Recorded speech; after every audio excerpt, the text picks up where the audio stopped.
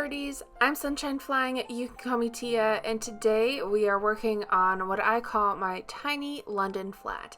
And so this is inspired by a post that I actually saw on a Facebook group that I watch, which is all about like really unique homes. And it's basically one of London's narrowest flats, and it's actually only about 6 feet wide. And it really, I saw some photos and it looked really, really cool, and I really wanted to give it a try in The Sims. Now, of course, it'll look a little bit different in The Sims because we do have space constraints that we don't necessarily have in real life. So, bearing that in mind, the home is, I believe, about 4 tiles wide, maybe 5. But I tried to get it as narrow as possible. And you'll notice here that there's more than just the one home. And that's because just this one flat, which I guess is the word for apartment, and it is multiple stories, it is actually 4 stories tall, and so it is actually nestled between quite a few other businesses and homes. And so this is actually the first in a series of buildings that I will be working on. Most of them I am working on stream, and so if you want to see how those turn out, you'll actually want to hop over and watch my VODs on my stream channel, which is twitch.tv/sunshineflying. And I also have that linked in my YouTube profile. I would love it if you'd hop over there and watch those if you are interested. If you like what you see, I would love it if you'd give me a follow. I stream periodically, usually about 2 days a week. Right now I'm doing mornings, but once I am back on campus, which is, I work on a university campus, so once I'm working back on campus, I'll be streaming more in the evenings, but I stream during the week right now, and usually stream a variety of things in The Sims. Right now I try to do Legacy Challenge one day a week and a Building Challenge another day of the week, and I just randomly draw the Building Challenge out of a cup, and whatever it is, I do. And these builds will be part of that, and some of them will end up on my YouTube channel, so you'll just have to stay tuned and see what happens. And you'll see them between the 2 places. So I do hope you'll stay tuned and see what comes of the rest of this little strip of buildings, which is in Magnolia Promenade, which came with the Get to Work pack. And yeah, so I built the exterior for the entire strip of homes, flats, businesses, all of that. But we are only going to be working on the blue one in this video, which will be this really London's tiniest flat, which I don't know for sure if it is, but that is what the news article where this came from called it. So, I'm just kind of trying to, give the outside a little bit of character. It doesn't look exactly the same on the outside. Nor does it look the same on the inside. It was just too hard to replicate everything about the place just because of the size.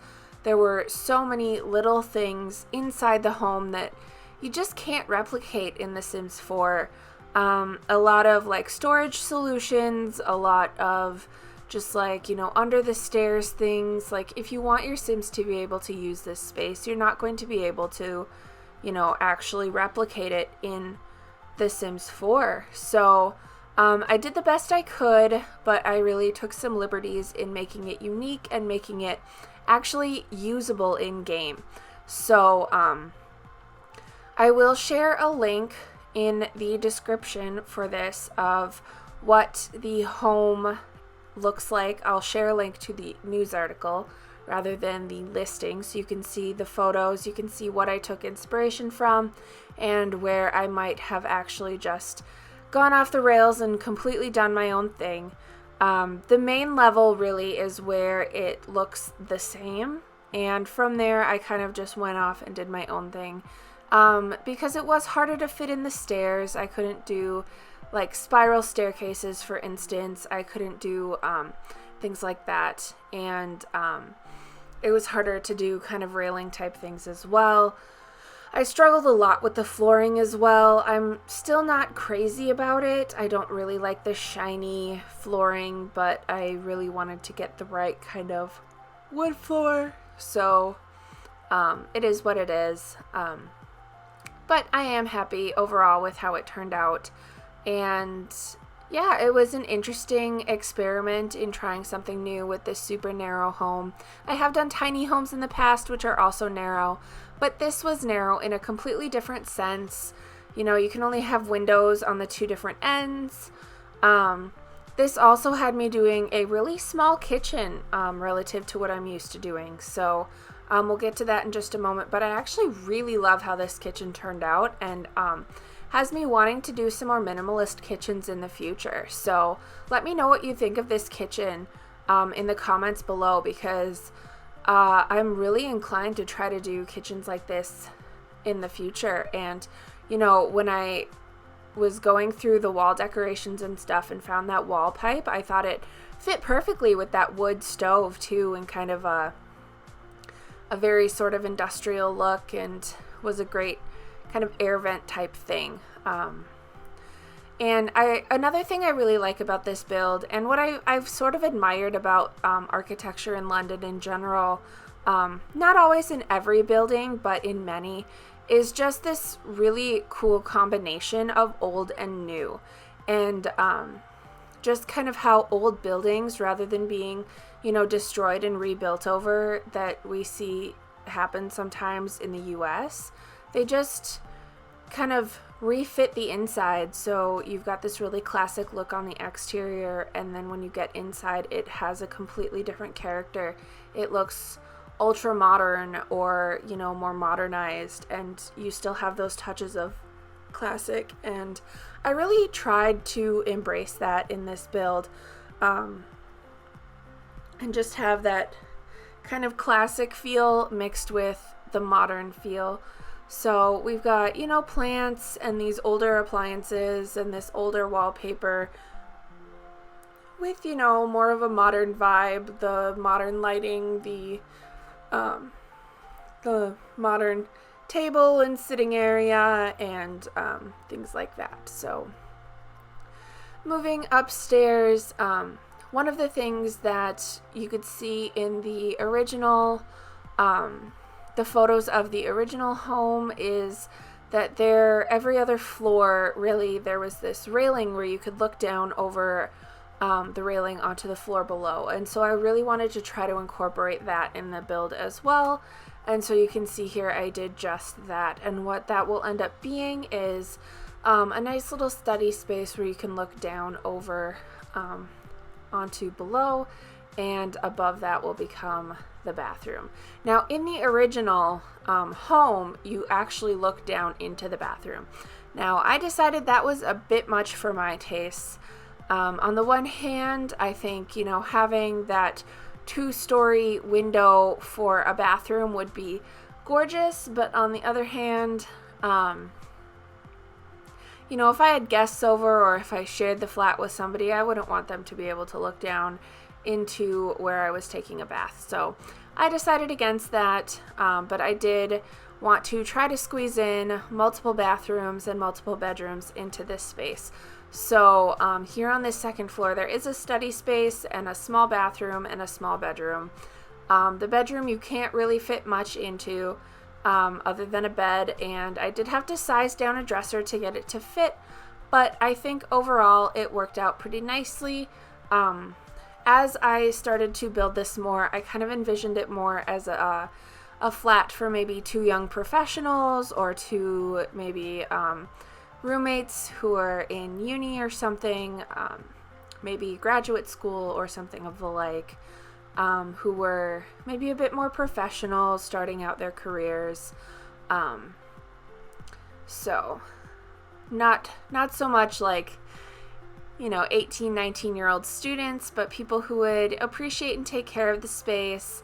I definitely also created it to be for people who had, you know, pets, but definitely not, you know, a space where there were children or anything like that, where they'd have to worry too much about little kids, but a space where they would entertain, a space where they would have people over. So it's not the usual type of home that I create buildings for in The Sims. So this space as well was kind of a challenge for me. And what I ended up doing was putting a lot of those pillows around. I like putting them on the chairs as kind of throw pillows. But I really wanted this to kind of be a callback to the students' kind of younger years, a collection of like mismatched furniture, lots of pillows, some random lamps and lighting and decor from their younger years, and just like that huge TV that they could all gather around. And then the rest of the hallway just kind of turned into where their pets could hang out, play, that sort of thing.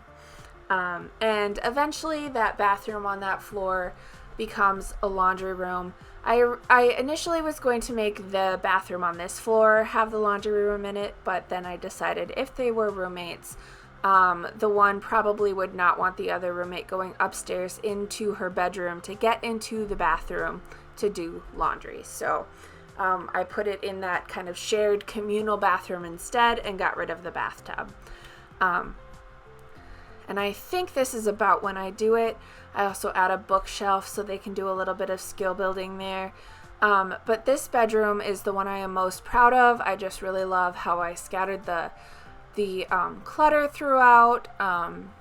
You can tell I'm really on a plant kick. I really like putting plants throughout the homes. And mirrors, definitely succulents, and making sure they just have, like pictures and all of that. So I really like making places feel lived in. That's like one of my new favorite things, and I really like how that turned out in this space. So really try to accomplish that. And then this bathroom also is one of my favorites that I have ever made. With the curtains, I recently discovered the different patterns or swatches of these curtains and really fell in love with them. I think they are gorgeous, especially the solid color with the prints up top. And here you can see I'm throwing in again the washer and dryer, but decided to put them downstairs. But I do think I left them up here as well, just because there's so much space in this bathroom. But we will see if I end up changing my mind. But this bathroom is very large, and I do think that upstairs, this home could easily be turned into a home for a family rather than young professionals or university students. It would just take a little bit of adjusting. But I think overall it works out very nicely as kind of this cool hip space for these young professionals. And I did play with the idea too of having a bench out here, but with the trash can having to be out here, I thought that might be a little too smelly. So in the end, just the trash can lives outside. But that's all I've got for you. So thank you for watching, and I will see you next time. Bye-bye.